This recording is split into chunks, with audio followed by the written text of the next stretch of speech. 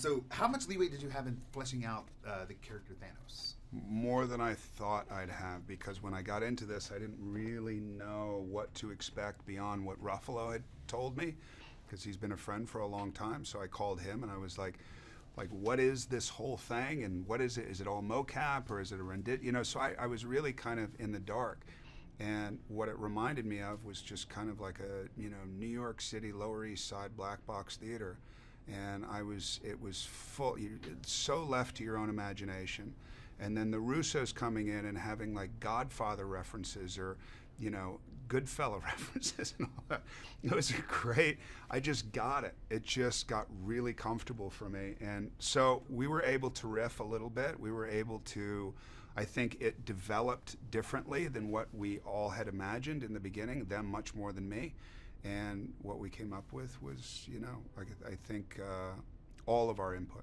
And as an actor, such an amazing character, what did you want to bring to the character? I have nothing I ever want to bring. I just want to do justice to the story and to the character. And I know that there's a lot of anticipation around this character, and there's a lot of, you know, is he going to get it right? Is he going to... I don't really feel any of that stuff. You know, once I get into it, I know things kind of, you know, they become the trajectory of figuring out a character. It kind of has its own life. So I just try and follow that, you know, to whatever's happening day after day. The natural path, right? The natural path. My intentions, I want to make sure he's this, or I want to make sure. I never had that. No. Over the years, we've seen snippets of Thanos. Like, you get a little tease. All of a sudden, now it's going to be wide open Thanos. What do you think, audience? 2 hours and 36 minutes of Thanos. Yeah. What do you think audience is going to get? I don't know, man. I know they're going to get a ride. Having not seen it before, having seen snippets beyond what everybody else has seen, I think it's pretty spectacular what I've seen. I think that's what Ruffalo had told me. He said, you know, you're going to be uncomfortable, embarrassed. It's unorthodox. It's like there's no familiarity with what you're going to do, other than maybe being in a black box theater.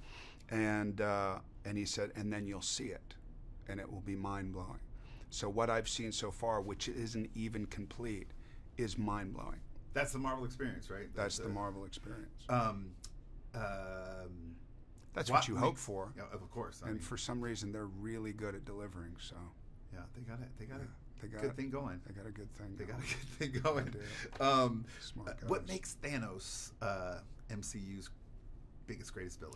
Well, I mean, that's going to be up for interpretation. What I like about Thanos is he's this, you know, guy who is presented in one way, and then the reality of him, I think, is a lot deeper than what people are expecting.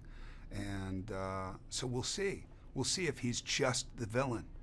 We'll see if he's likable and from some perspectives. We'll see if people understand his intention from other perspectives and all that. I think it's all up for interpretation, which I think makes it pretty exciting. You've already mentioned your directors, the references that they brought.